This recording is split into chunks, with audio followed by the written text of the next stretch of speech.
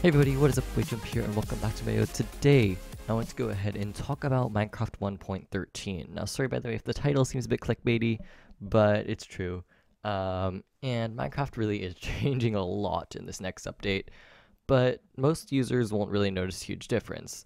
In my case, this affects me a lot because obviously I make videos on commands, and there are a lot of command changes. The thing that people will notice, is texture changes. So I'm going to go over this first, and then we're going to move on to commands because that's probably, and they're both very important changes. First off, we're going to have a bunch of command changes. There are certain ones like this that I do happen to really like a lot. The planks, I think, look a lot better in that image.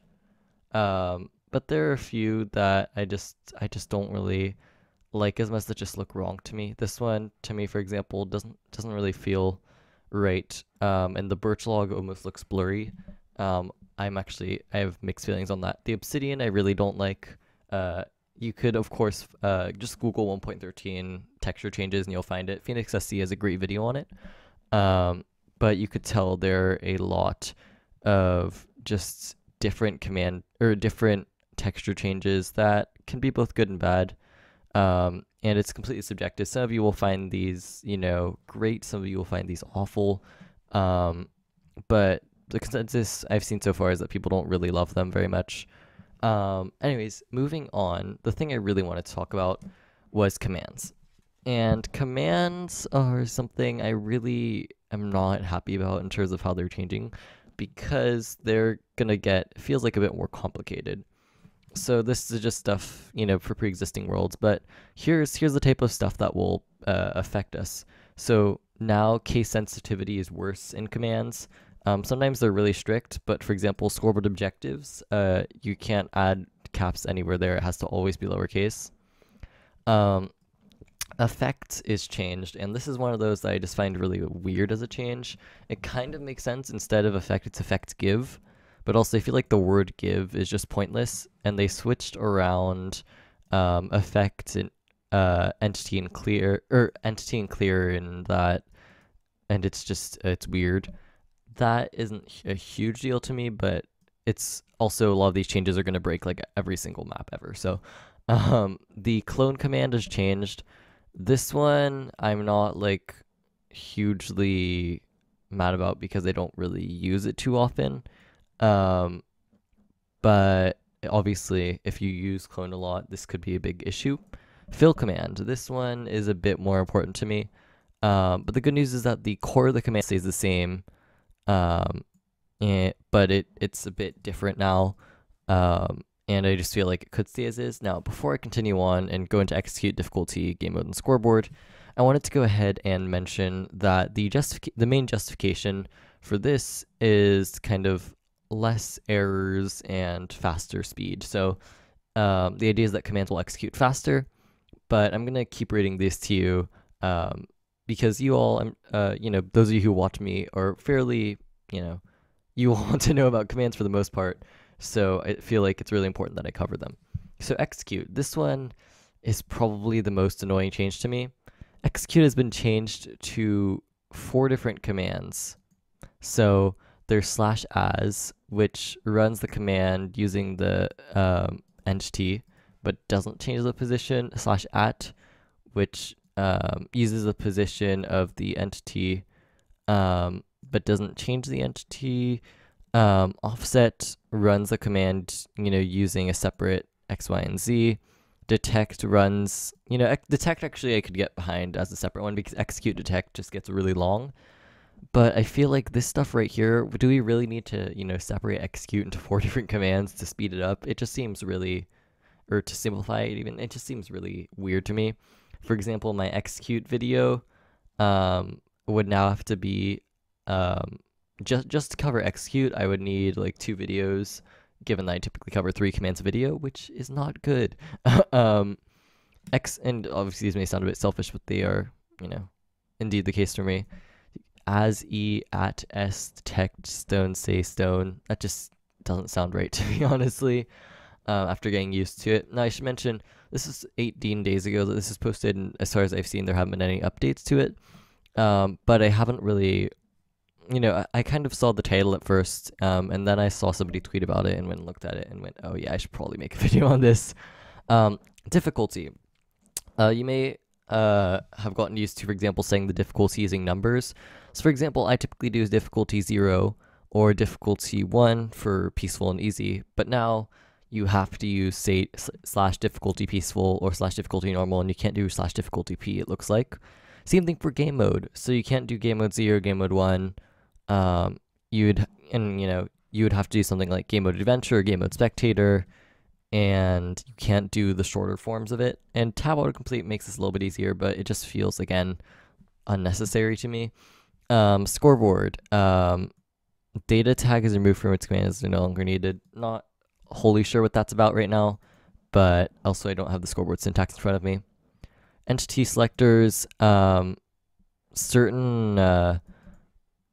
things are changed when it comes to entity selectors. For example, C, which, you know, selects the closest thing, cannot accept a value of 0 anymore, or M, which selects game mode, can't have purple anymore, which makes sense. X and Z are no longer center corrected. So what this means is that if you want to go ahead and in the, you know, for example, add x equals whatever, it won't automatically select the center of the block. You have to manually put in 0.5, for example, if you want, you know, the x center of the block, which is fine, not a huge deal to me. And M equals, or game mode equals, no longer allows you to go ahead and use numerical or shorthand IDs. So this is the same thing up here as far as I know. You can't do, for example, M equals 2 or M equals SP. Those would be considered wrong. Data pack-wise, you know, these are just kind of interesting little technical things. Commands. Apparently they're going to be a lot faster, more efficient, especially functions. That I could partially get behind, but also with, I don't really know if these changes would be worth it to me. Functions will be completely parsed and cached on load, so if there's any command that isn't correct, you'll know about it on load. That's pretty good. This means check for work if a map works in 1.17. You simply open your world in that. Here's a list of every executable command so far. Let's take a look at this. I haven't gone over exactly everything here, but I'm kind of looking. So this is actually it's kind of helpful to see. It's a list of every single command that you could run, which is good. I'm assuming this is the revised stuff though. Yeah, I don't see a couple of commands. Like I don't see, let me see. I don't see execute, so I don't know exactly what that is. It says it's incomplete. Okay. X, Y, Z, R, RM, DX, DY, and DZ are now doubles. So what that means, you can now put decimals in them and they'll actually do things. You could now use spaces and quotes. That is awesome to me because, you know, being able to name entities without having them all one word, it will be nice. NBT tags, that'll be cool. Although I'll have to figure out how to use MPT a bit more. Block related arguments. So, there's going to be a bit of a different way to declare information for blocks when you're, I'm assuming, say for example, when using set block. So you could do set block, you know, whatever stone, set block whatever redstone wire, and then in brackets, like without even putting a space after it, then you put all the information.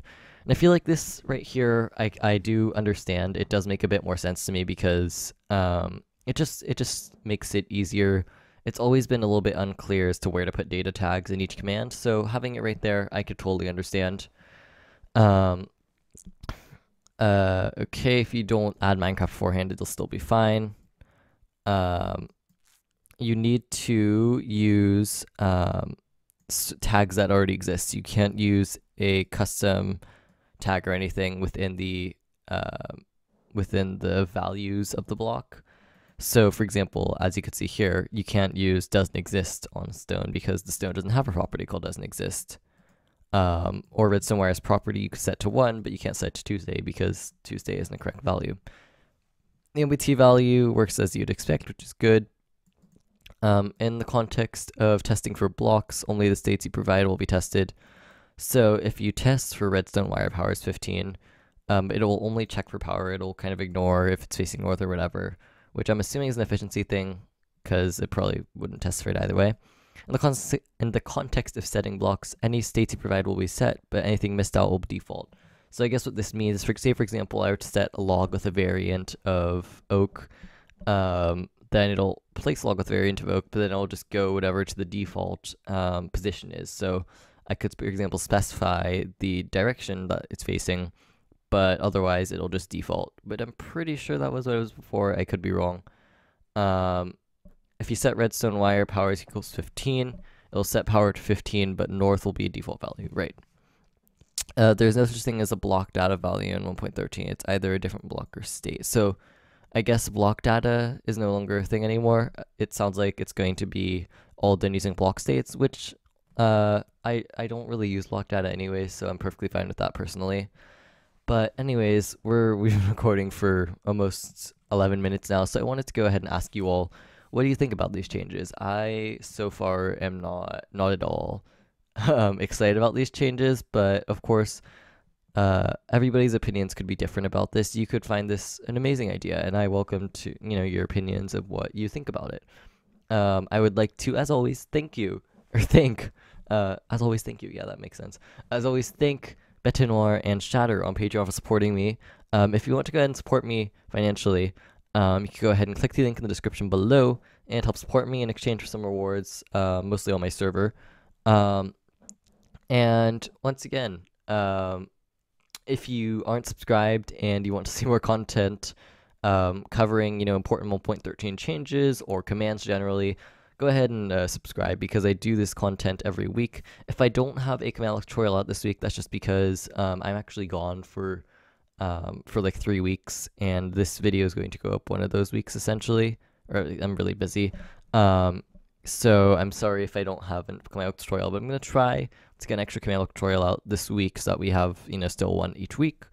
It's just going to be a bit difficult to record enough videos. I've already gotten 2 of them, but I need 1 more, so I may push those back if necessary. But yeah, once again, let me know what you think about this. Leave a like down below, subscribe if you haven't already, and thanks for watching. Bye!